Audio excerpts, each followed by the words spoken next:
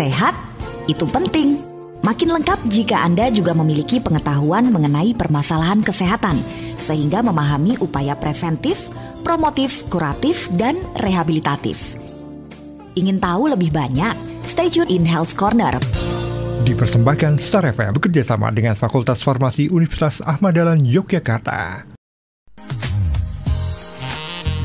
Dari MSKJ 41 Yogyakarta, 101,3 Star FM Inspiring Sound. Selamat pagi, halo apa kabar pendengar hari yang luar biasa di Kamis tanggal 28 Juli 2022.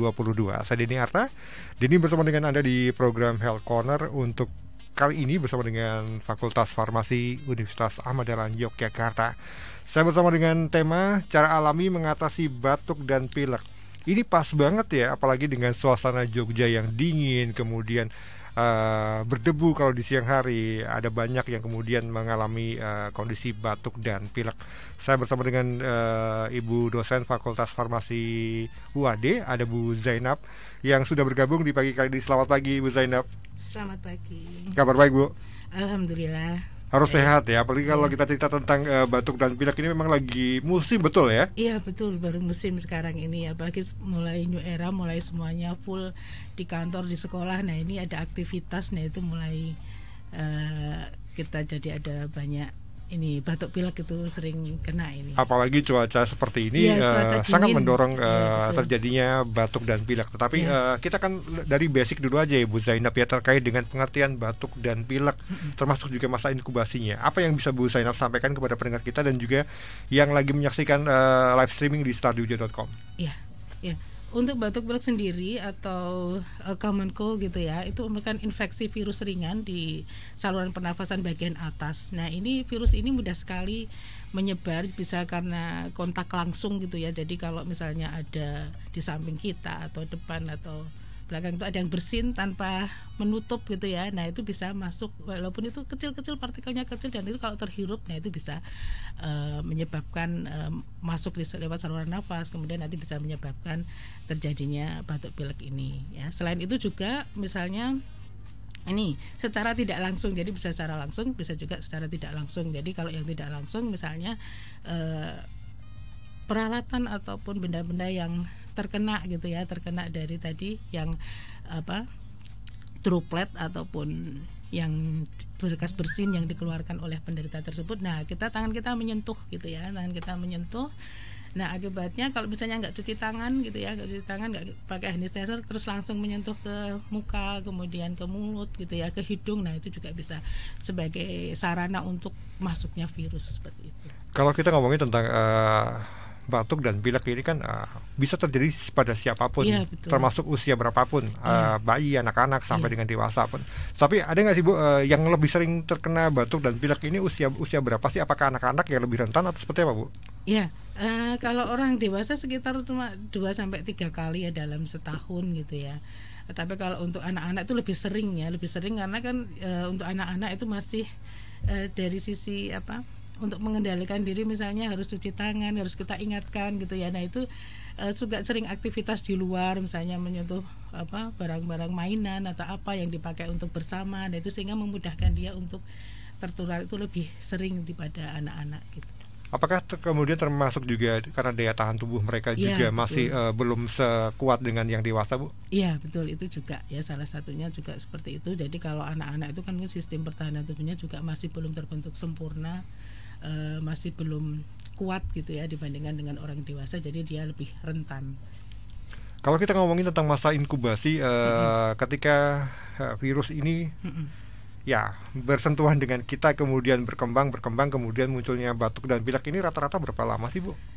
Mulai masa inkubasinya itu sekitar 2-3 hari ya, setelah kita terpapar tadi misalnya kontak langsung ataupun secara tidak langsung. Nah setelah itu baru menimbulkan gejala itu sekitar berarti 2-3 hari berikutnya, jadi sekitar 4-6 hari berikutnya baru muncul gejala-gejala tersebut. Tapi itu juga bisa pulih sendiri ya, sekitar nanti akan bisa membaik sekitar 7-10 hari itu kalau misalnya daya tahan tubuh kita kuat gitu.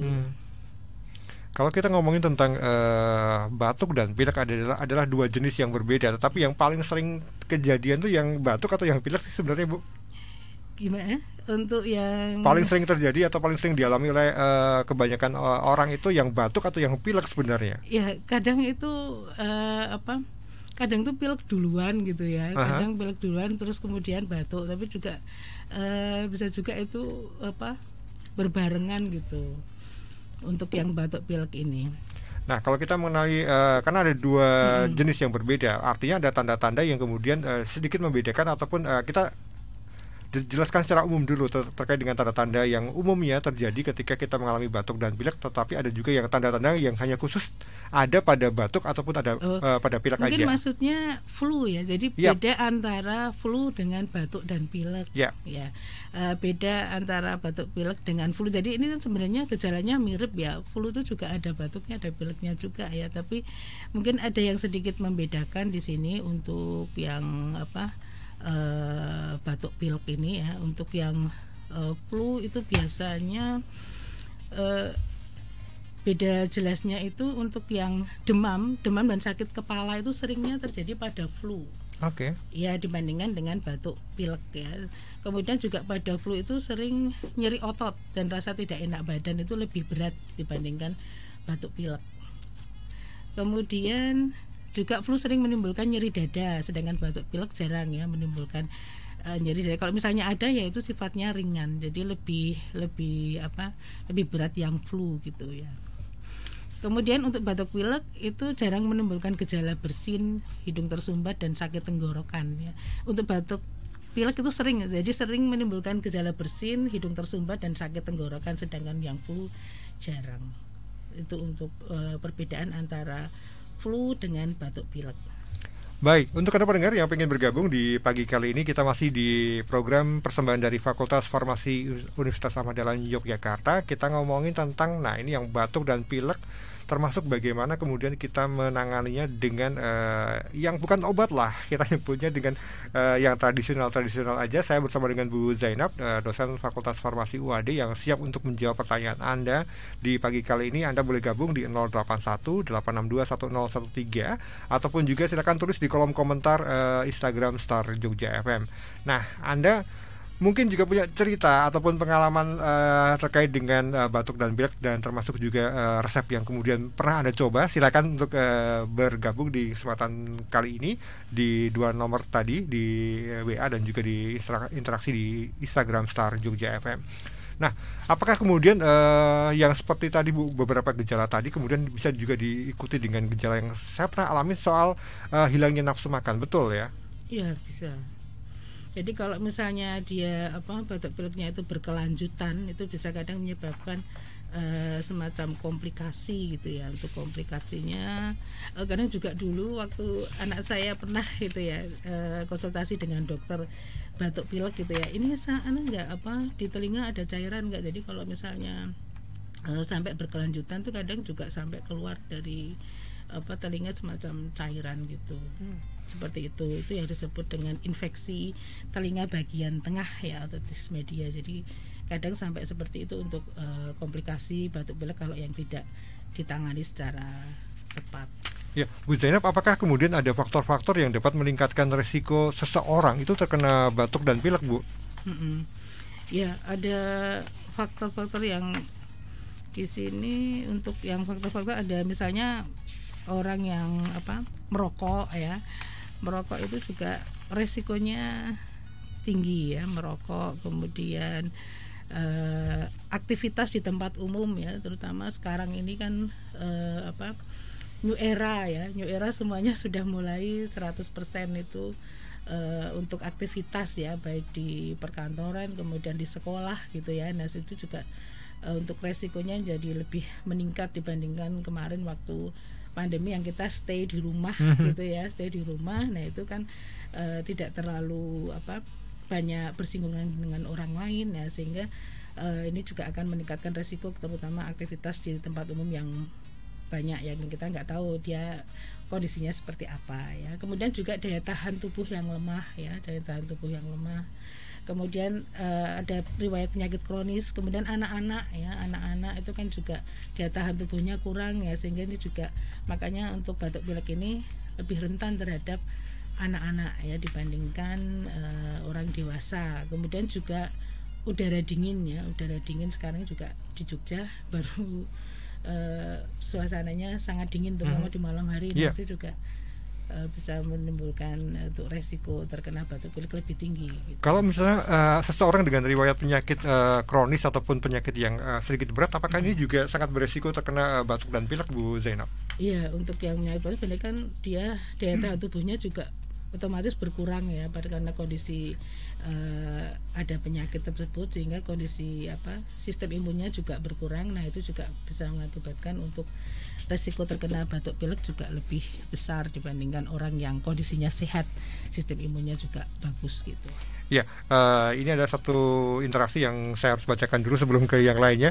Batuk dan pilek itu lagi ngetren sekarang ini. Tapi bedanya antara batuk pilek biasa dengan yang influenza atau flu itu tadi mohon lebih diperjelas. Nah, ini mungkin biar lebih membedakan. Oh, saya yang seperti ini berarti harus nanti seperti ini. Iya. Silakan, Bu. Untuk flu itu kan lebih berat ya, seperti influenza itu lebih berat ya daripada yang batuk pilek yang biasa ya. Jadi untuk yang flu itu biasanya demam dan sakit kepala, rasanya itu pusing terus panas gitu ya.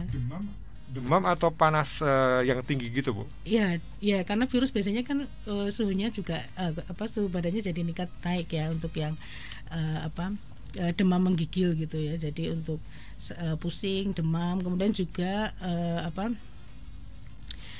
ini nyeri otot ya, dan rasa tidak enak badan itu pegel-pegel gitu ya, itu lebih terasa atau lebih berat kalau pas kena flu ya dibandingkan batuk pilek biasa. Kalau batuk pilek biasa itu masih ringan gitu, yang flu ini yang lebih berat. Kalau orang Jawa bilang ngetok-ngetok gitu, Bu, betul? Iya seperti itu. Kemudian untuk yang ini, kalau yang batuk pilek ini biasanya bersin hidung tersumbat, kemudian ada radang tenggorokan ya itu, sedangkan pada flu jarang sampai seperti itu. Kalau tadi Bu Zainab menyebutkan ada nyeri dada, betul ya? Ini dipicu apa sih sebenarnya, Bu? Flu untuk nyeri dada ya karena kesulitan ini untuk pernafasannya itu ya, sehingga jadi agak tertekan di dada itu. Nah, ketika kemudian seseorang mengalami beberapa tanda-tanda tadi, sebenarnya kapan mereka harus ke dokter, Bu? Apakah ketika dengan gejala tertentu yang ini harus segera dibawa ke dokter, ataukah kemudian kadang-kadang kan menjadi dokter sendiri, Bu? Iya. Kapan, Bu, harus ke dokter, Bu? Ya, jadi kalau untuk kapan kita harus ke dokter ya, jadi kalau misalnya batuk pileknya itu kalau misalnya kita asupannya bagus gitu ya, kita sudah pas awal-awal kok ini rasa badan sudah nggak enak gitu ya. Nah, coba untuk beristirahat dulu ya, beristirahat, kemudian makan makanan yang sehat ya, tinggi protein seperti itu, dan kemudian juga susu, jadi yang bernutrisi tinggi. Nah, seperti itu biasanya kan buah-buahan terutama juga ya, karena banyak kandungan vitamin C. Nah, itu bisa sembuh dengan sendirinya. Okay. Ya. Itu kalau membaik ya, bisa seperti itu. Jadi diusahakan bisa membaik dengan meningkatkan pola hidup sehat ya, seperti itu, sehingga dan juga istirahat yang cukup. Nah, tapi kalau misalnya itu mulai memburuk ya, jadi disertai sesak nafas, nyeri dada ya, kemudian juga batuk terus menerus ya, dan juga disertai dahak. Nah, maka itu bisa untuk periksa ke dokter seperti itu. Kemudian untuk anak-anak, ini yang itu yang harus diwaspadai, Bu. Ini untuk anak-anak ini terutama pada bayi ya, terutama kalau demam tinggi seperti itu ya, usaha segera untuk bisa diperiksakan ke dokter, terutama untuk bayi yang berusia 12 minggu atau kurang seperti itu. Nah, kemudian juga kalau misalnya demamnya itu lebih dari 2 hari, ini terutama untuk anak-anak ya. Kalau orang dewasa sih masih bisa tercover gitu ya, mungkin kan bisa dari sistem tubuhnya yang bagus ya. Tapi untuk yang anak-anak ini kalau demamnya meningkat ya selama 2 hari ya, segera untuk konsultasi ke dokter. Kemudian juga bila gejala batuk pileknya itu tidak lama berlangsungnya ya, lebih dari 3 minggu, nah itu juga harus segera untuk ke dokter. Untuk anak-anak yang seringkali kan ada yang mengeluh kemudian nyeri di tenggorokan, Bu. Iya. Apakah ini menjadi salah satu tanda yang kemudian menjadikan hal yang harus diwaspadai oleh orang tua untuk ayo segera ke dokter? Iya betul Bu, iya betul Pak. Jadi untuk yang anak-anak ini memang gejala-gejala seperti nyeri tenggorokan, kemudian mengi ya. Jadi kalau misalnya bernafas itu kayak bunyi gitu. Oke. Iya karena itu. Kemudian sulit bernafas ya. Anaknya sangat rewel atau malah mengantuk. Jadi kemudian juga hilang nafsu makan. Nah, itu harus benar-benar segera untuk diperiksakan ke dokter. Nggak harus nunggu sampai sekian hari ya. Tapi kalau sudah muncul gejala seperti itu, nah itu harus segera diperiksakan ke dokter. Nah, tadi kan disampaikan oleh Bu Zainab terkait dengan pengobatan ketika levelnya masih ringan, Bu. Nah, ini kita akan berikan bocorannya kepada pendengar kita untuk yang lagi mendengarkan di Star FM dan juga sedang menyaksikan di streaming kita. Pengobatan batuk dan pilek yang tergolong ringan, apa yang bisa dilakukan untuk meringankan gejala dulu, Bu? Oh ya, untuk batuk pilek yang ringan ya, jadi di awal-awal ya sebaiknya kan kita harus selalu waspada gitu ya. Jadi nggak usah nunggu berat dulu ya. Jadi sudah merasakan oh ini kok sudah nggak enak di badan ya. Yang pertama yang bisa kita lakukan, pertama istirahat yang cukup ya. Istirahat yang cukup, kemudian meningkatkan asupan cairan atau minum banyak air putih, terutama di pagi hari ya, terutama di pagi hari dan malam hari. Air putihnya juga diusahakan air putih bukan dingin ya, jadi hangat. Yang baik itu hangat. Jadi pas pagi hari itu setelah bangun ya gosok gigi, kemudian bisa minum air putih hangat. Itu bisa ditambah dengan perasan lemon sedikit gitu ya, untuk segera diminumkan. Itu bisa untuk melegakan ini pernapasan dan juga merasa nyaman gitu. Dan itu juga nanti kan kalau minum air banyak itu otomatis juga bisa menurunkan demam gitu ya. Juga untuk detoksisasi karena nanti kan bisa keluar lewat urin kalau kita minumnya banyak. Juga untuk mengencerkan lendir. Ya. Pagi dan malam hari ya. Hari. Ini tadi kalau pagi hari kan dikasih sedikit perasan tadi kan. Apakah yang di malam juga sama, Bu? Iya, bisa. Perasan dengan lemon ataupun bisa juga dicampur sedikit garam juga. Itu juga bagus ya untuk kumur-kumur air garam. Oke. Ya. Kemudian saya pernah baca juga ada yang kemudian menyarankan untuk menggunakan obat semprot pembersih hidung, betul, Bu? Ya bisa juga sih menggunakan, tapi itu nggak harus ya untuk yang pembersih hidung atau nasal rinse itu juga bisa digunakan untuk meringankan, untuk membersihkan saluran pernafasan. Kalau kita ngomongin tentang memberikan asupan vitamin kepada anak-anak ini yang tepat seperti apa sih, Bu, ketika untuk meringankan gejala tadi, Bu? Ya, jadi untuk anak-anak itu bisa juga diberikan vitamin C ya, vitamin C, vitamin D ya untuk daya tahan tubuh, juga zinc itu juga bisa diberikan. Nah, nanti kalau untuk yang zinc, vitamin C, vitamin D seberapa banyak, terutama yang vitamin D dan zinc ini ya. Nah, ini perlu konsultasi dengan dokter ataupun apoteker saat menggunakan. Jadi jangan lupa untuk selalu konsultasi tiap kali, misalnya saya mau membeli vitamin ya, cara pemakaiannya yang tepat seperti apa, dosisnya seperti apa, sehingga tidak boleh terlalu banyak ya, karena terlalu banyak selain pemborosan juga menyebabkan kerja ginjal juga tidak bagus gitu. Jadi harus selalu dikonsultasikan. Harus disebutkan anak saya usia segini, kemudian mungkin berat badan juga harus disebutkan juga ya, Bu ya. Nah, kadang-kadang orang tua kemudian memutuskan membeli obat batuk pilek yang beredar di pasaran. Apa yang kemudian mereka harus perhatikan, Bu Zainab, terkait dengan hal ini? Ya, terutama di dosis ya. Di dosis di situ kan juga ada untuk selain dosis juga apakah ini sudah tepat, nah itu harus dikonsultasikan ke apoteker. Kan ada juga yang untuk obat-obatan, terutama untuk obat bebas ya, obat bebas terbatas, ya itu harus dikonsultasikan benar-benar untuk ke apoteker ya, dengan memberikan penjelasan yang lengkap gitu ya tentang kondisi dari anak tersebut ya, seperti apa, sehingga nanti apoteker bisa memilihkan untuk obat yang tepat ke anak tersebut misalnya. Baik, kita masih di program Health Corner, persembahan dari Fakultas Farmasi Universitas Ahmad Dahlan Yogyakarta. Saya bersama dengan Bu Zainab, dosen Fakultas Farmasi UAD. Kita ngobrol tentang cara alami mengatasi batuk dan pilek. Tadi kita sudah sampaikan tanda-tanda, kemudian apa yang harus dilakukan ketika seseorang itu mengalami batuk dan pilek, termasuk bagaimana cara kemudian mengatasi gejala ringan.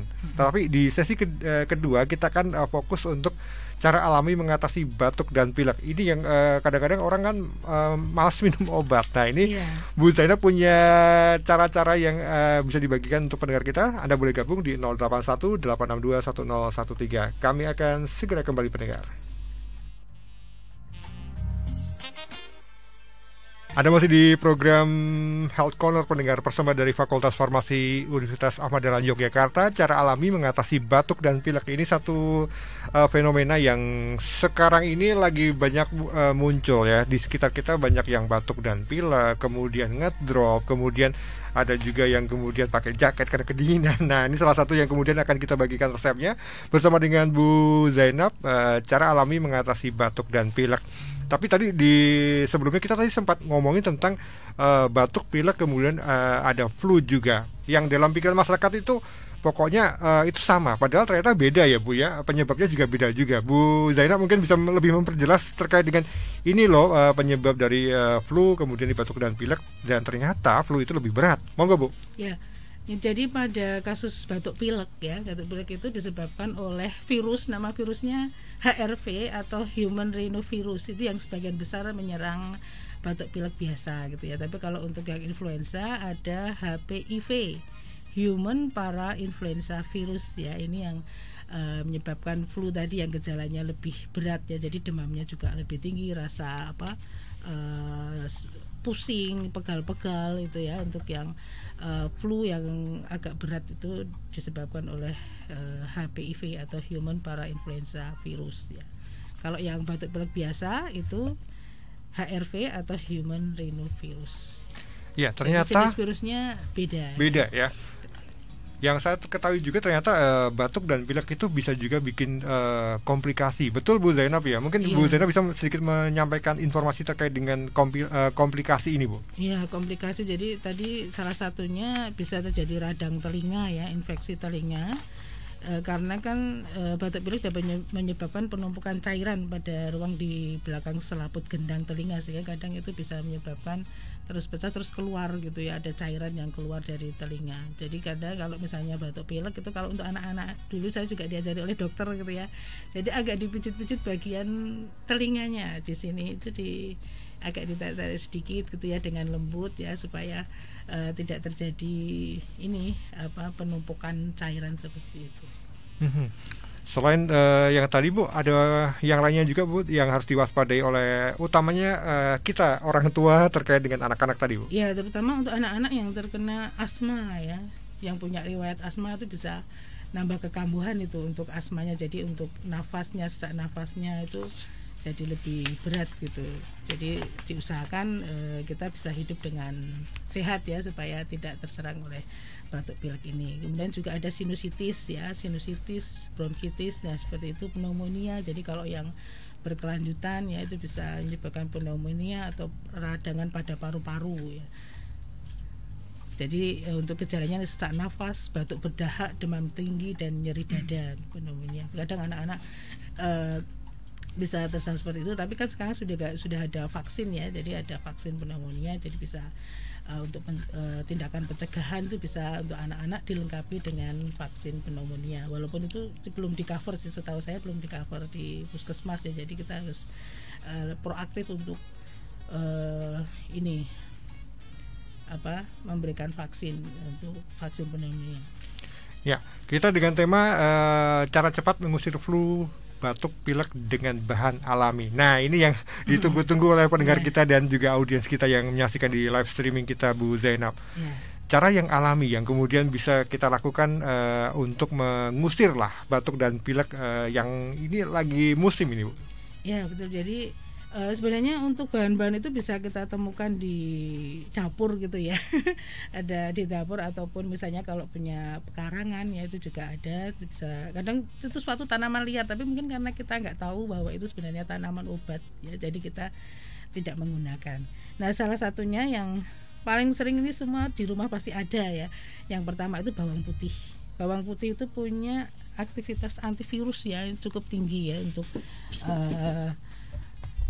punya efek sebagai antivirus yang sangat tinggi, sehingga itu bisa digunakan sebagai obat batuk pilek ini, karena cocok ya ini sebagai antivirus, karena di bawang putih itu ada minyak atsiri ya, kandungan minyak atsiri yang namanya alisin yang memberikan bau khas di bawang. Nah, itu yang punya aktivitas sebagai antivirus. Nah, kalau misalnya membuat sop atau tumis ya, terutama kalau untuk batuk pilek ini kan sop ya yang lebih disukai ya, karena untuk sop ini kan kita bisa masak sop tanpa minyak ya, sehingga kita bisa menambahkan lebih banyak bawang putih di situ. Dan sekali kalau pas makan ya, bawang putihnya juga ikut dimakan gitu. Bukan disingkirkan ya Bu? Iya betul, kadang kan disingkirkan gitu ya, tapi kalau untuk ini ya, untuk pengobatan ini, untuk batuk pilek ini lebih baik dimakan juga untuk bawang putihnya itu. Oke. Kemudian bawang putih ini saya pernah baca juga, betul yang kemudian boleh dimakan mentah, betul Bu? Iya bisa. Itu kalau yang ini, kalau misalnya dia tahan gitu, karena pedes juga itu ya. Iya betul. Iya, itu bisa dikunyah langsung boleh ya. Dikunyah langsung kemudian langsung ditelan. Tapi kalau misalnya kurang suka gitu ya, bisa diiris kecil-kecil sekali, kemudian diminum, terus langsung minum air putih gitu. Jadi biar nggak terlalu terasa pedasnya di mulut gitu saat mengunyah, itu kan rasa pedasnya jadi terasa sekali ya. Tapi kalau sudah diiris duluan kecil-kecil, kemudian ditelan gitu dengan minum, nah itu kan sudah agak mengurangi rasa pedasnya, tapi untuk efeknya masih bisa dirasakan. Kalau kemudian ada yang menggunakan bawang putih untuk menguapi wajah, betul nggak sih Bu cara itu Bu? Ya bisa, itu juga bisa ya. Jadi bawang putih kita tumbuk gitu ya, 1 atau 2 bawang putih, kemudian kita campur dengan air panas. Nah itu bisa, uapnya itu bisa untuk melegakan pernapasan juga, untuk mengencerkan lendir gitu. Nah, kalau orang dulu bilang mengkonsumsi madu itu salah satu cara, salah satu bahan yang memang sangat mujarab, sangat manjur untuk mengurangi batuk dan pilek, betul Bu? Ya, madu juga bisa ya, karena di madu itu selain mengandung nutrisi yang tinggi ya, di situ ada vitaminnya juga, ada karbohidrat juga ya di situ. Nah itu juga bisa untuk meningkatkan daya tahan tubuh ya. Selain itu juga punya aktivitas antimikrobanya ya, antimikroba, termasuk di dalamnya ada bakteri atau virus ya, itu juga bisa dihambat ya oleh madu ini. Jadi ini bisa digunakan untuk meringankan batuk pilek gitu. Kalau madu ini apakah boleh diberikan untuk anak-anak, ataukah anak-anak usia tertentu saja yang boleh mengkonsumsi madu Bu? Ya, untuk madu ini sebaiknya tidak digunakan untuk anak-anak atau bayi di bawah 1 tahun ya. Jadi kalau yang di atas 1 tahun, nah itu baru bisa menggunakan madu kalau untuk amannya, untuk madu itu. Jadi jangan bayi ya, masih bayi itu jangan diberi madu, karena takut kalau terjadi serangan botulisme. Apa itu? Itu disebabkan oleh toksin ya, karena madu itu kan termasuk istilahnya itu, dia itu barang mentah gitu ya. Jadi kan untuk pengolahannya kan tidak dipanaskan, jadi dari alami, dari ini ya, madu dari lebah, nektar lebah itu ya, seperti itu. Nah itu kan tidak dimasak, tidak dipanaskan, sehingga masih ada kemungkinan untuk tercemar gitu. Nah itu bisa tercemar oleh Clostridium botulinum misalnya, nah seperti itu. Nah nanti ada toksinnya yang nama botulinum itu, toksin botulinum itu yang menyebabkan terjadinya botulisme. Botulisme itu kondisi di mana semacam paralisis atau kelumpuhan gitu. Nah yang ditakutkan itu kalau kelumpuhannya itu atau paralisisnya itu menyerang ke jantung, sehingga jantung jadi berhenti, kemudian juga ke paru-paru, sehingga gagal untuk pernafasan, itu bisa menyebabkan sampai kematian seperti itu. Jadi bisa dihindarkan, walaupun tidak semuanya ya, karena kalau mungkin yang berkualitas bagus, tapi untuk amannya saja sebaiknya, apalagi kalau masih bayi itu kan sistem imunnya masih belum bagus ya, sehingga lebih baik dihindari untuk penggunaan madu, terutama pada bayi yang usianya kurang dari 1 tahun. Bawang putih, kemudian madu sudah. Yang lainnya apa lagi Bu? Yang lainnya bisa juga jahe ya. Jahe ini juga bagus sekali ya untuk meningkatkan sistem imun juga, dan juga untuk menghangatkan badan, sehingga cocok kalau misalnya sekarang digunakan pada saat udara dingin seperti ini ya. Jadi untuk tubuh akan terasa lebih nyaman gitu untuk penggunaan jahe. Oke. Kadang-kadang orang kemudian mengkonsumsi teh untuk mengurangi flu dan batuk ini. Teh yang seperti apa Bu yang sebenarnya boleh dikonsumsi untuk meringankan atau mengusir batuk dan pilek ini Bu? Ya, untuk teh herbal ya, teh herbal ini bisa menggunakan teh hijau ya, atau juga teh jahe ya, teh jahe. Jadi teh yang dicampur dengan jahe ini bisa membantu untuk mengeluarkan dahak ya, mengencerkan dahak, sehingga bisa proses pemulihan flu maupun batuk pilek ini jadi lebih cepat ya. Bisa juga teh adas manis atau star anis. Jadi yang kalau kita itu diberi nama yang kalau bahasa Jawa itu pakai bunga lawang, itu adalah star anis atau adas manis. Jadi yang seperti bunga itu bentuknya. Kalau di dapur itu biasa untuk bumbu masak, jadi itu bisa ditambahkan itu plus madu, jadi itu lebih lengkap lagi ya, teh herbal plus madu itu akan lebih komplit lagi. Nah, susu apakah juga boleh dikonsumsi Bu untuk mengurangi batuk dan pilek ini, ataukah kemudian susu plus apa lagi yang kemudian bisa dimanfaatkan untuk mengusir batuk dan pilek ini? Iya, susu bagus karena nutrisinya tinggi ya. Untuk susu itu bagus, jadi untuk susu bisa juga dicampur dengan kunyit ya untuk susu. Jadi kalau untuk anak-anak ya, anak-anak ini bisa kita tambahkan susu dan kunyit. Jadi susu hangat nanti terus ditambah dengan kunyit ya, ditambah dengan kunyit. Nah itu bisa selain nutrisinya ya dari susu, kemudian kunyit itu kan punya kurkumin ya, kurkumin sebagai antiinflamasi ya, radang. Nah itu bisa digunakan untuk meringankan gejala batuk pilek. Ini kunyitnya dicampurkan dalam bentuk diparut atau seperti apa Bu Zainab? Ya, itu kan kalau ada serbuk kunyit itu ya bisa pakai serbuk kunyitnya. Jadi susu ditambah dengan serbuk kunyit ya, seperti itu. Nah kemudian bisa diberikan ya untuk kalau ditambah dengan apa tadi yang batuk pilek, terutama untuk yang anak-anak ya. Jadi untuk ramuan susu kunyit ada susu misalnya 150 ml ya, kemudian ditambah 1/8 sendok teh kunyit bubuk ya, kemudian juga ditambah lada sedikit ya, terus ditambah 1 sendok teh madu. Nah itu kemudian bisa juga disaring ya, setelah tercampur kemudian nanti bisa disaring terus baru bisa diminumkan. Bu Zainab, saya ke interaksi yang di Instagram dulu Bu. Rianda Putra, terima kasih sudah bergabung di pagi kali ini.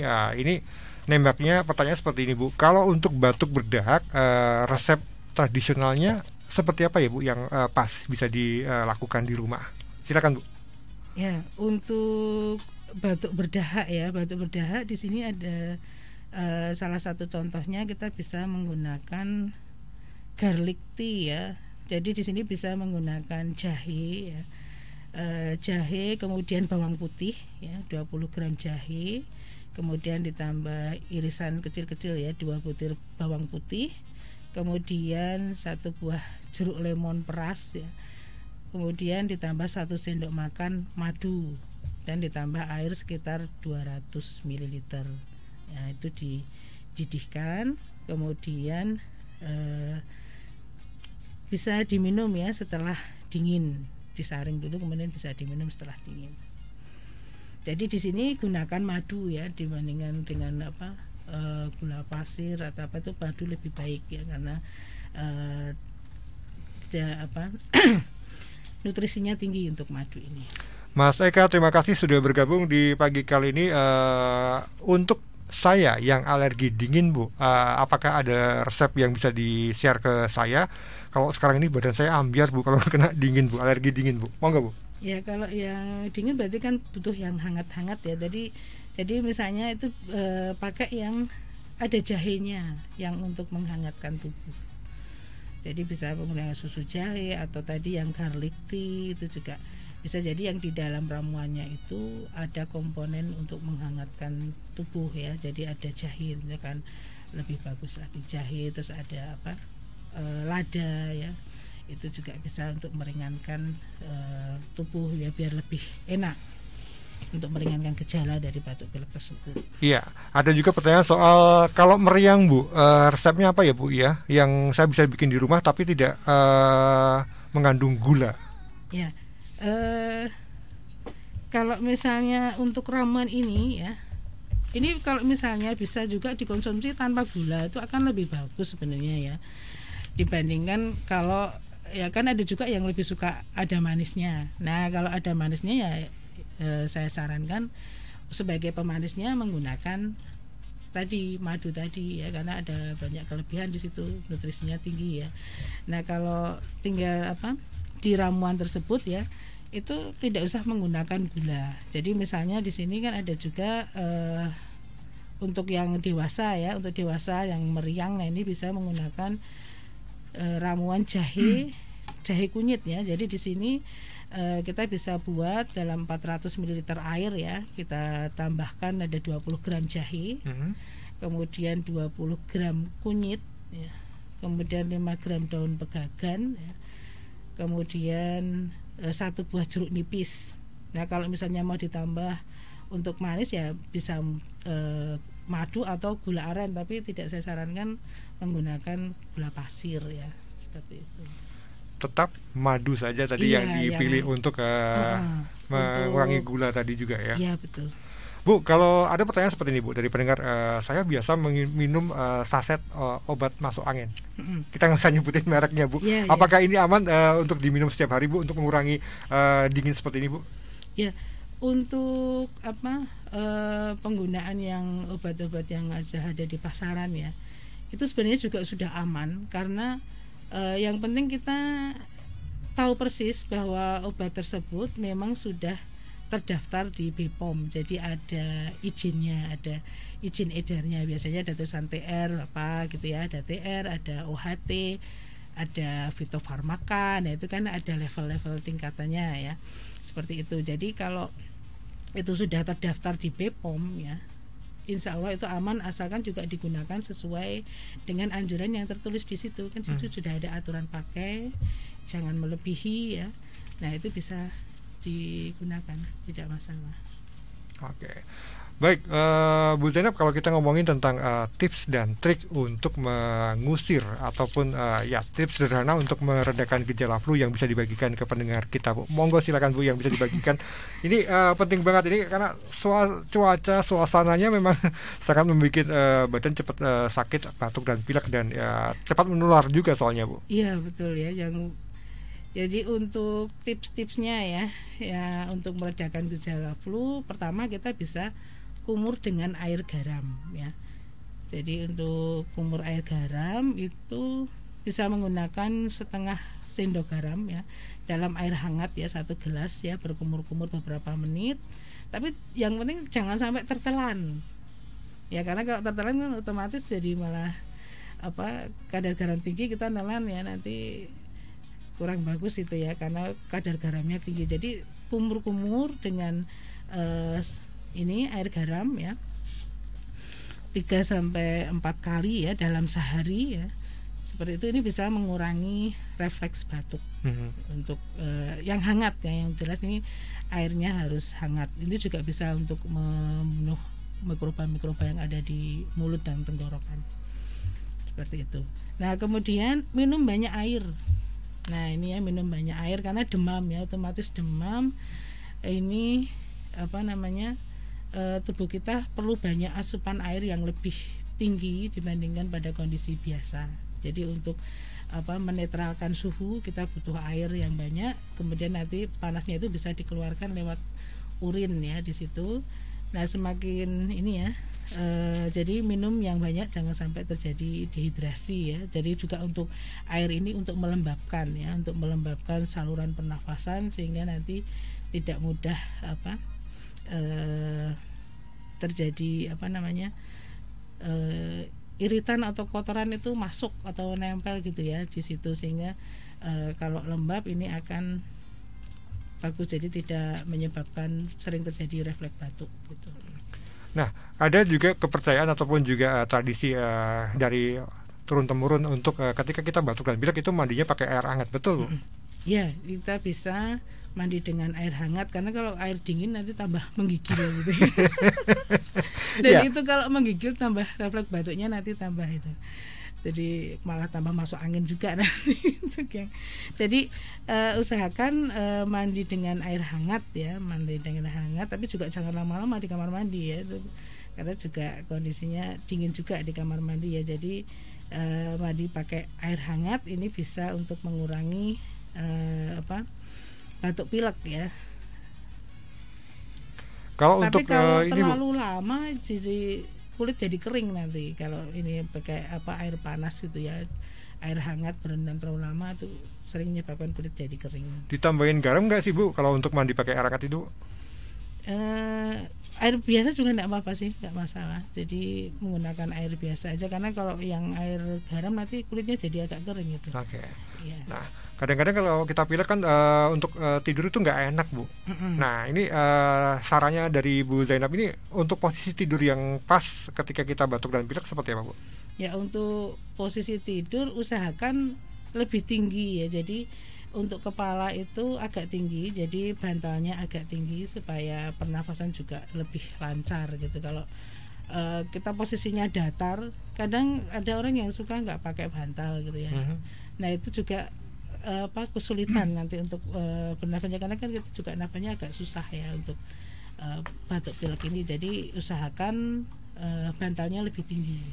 Ya, Bu Zainab, ternyata masih ada 2 pertanyaan yang barusan masuk yang harus dijawab oleh Bu Zainab sebelum kita menutup obrolan kita di pagi kali ini. Bu, yang pertanyaan pertama, apakah jahe itu aman untuk yang punya asam lambung, Bu? Jahe ya, untuk jahe sebenarnya untuk penggunaan jamu ya, itu pada dasarnya itu aman kalau misalnya penggunaannya itu tepat dan sesuai dengan indikasinya. Juga tidak boleh terlalu banyak ya. Itu bisa aman untuk jahe, tapi ya itu tadi, jadi kita sesuaikan dengan kondisi tubuh. Jadi kalau misalnya, karena ini agak panas ya untuk jahe ini ya, kalau terlalu banyak itu juga kurang bagus untuk lambung. Seperti itu, karena bisa juga mengiritasi ya, kayak misalnya kunyit itu juga kalau kadar tinggi itu dia malah mengiritasi lambung. Oke. Tapi kalau kadarnya rendah itu bisa sebagai obat mah. Nah jadi harus memang hati-hati ya. Jadi tetap porsinya ya yang harus dijaga ya. Benar dijaga. Jadi bukan berarti bahwa jamu itu pasti aman seberapapun kita pakai, kapanpun kita pakai ya. Tapi kita harus tetap perhatikan dengan betul kapan minumnya, kemudian juga takarannya, seperti itu. Oke, Bu, pertanyaan terakhir dari pendengar kita di pagi kali ini terkait dengan pancingan, Bu. Apakah ada resep yang untuk bisa meredakan pancingan atau ini tenggorokan ada sakit? Radang tenggorokan ya. Radang tenggorokan ya, itu kalau batuk pilek itu kadang itu nyerang itu radang tenggorokan itu ya. Jadi sakit sekali itu untuk nahannya. Jadi usahakan yang paling mudah dan paling gampang itu air hangat. Air hangat diberi garam sedikit untuk meredakan radang tenggorokan tersebut. Baik, Bu Zainab, menutup obrolan kita di pagi kali ini di persembahan dari Fakultas Farmasi Universitas Ahmad Dahlan Yogyakarta. Di kali ini Bu, untuk masyarakat yang ingin meredakan batuk dan pilek dengan menggunakan resep tradisional, sekali lagi apa yang mereka harus perhatikan, Bu? Monggo silakan. Ya, pertama untuk penggunaan obat tradisional ini ya, untuk pengobatan tradisional untuk mengatasi batuk pilek ya.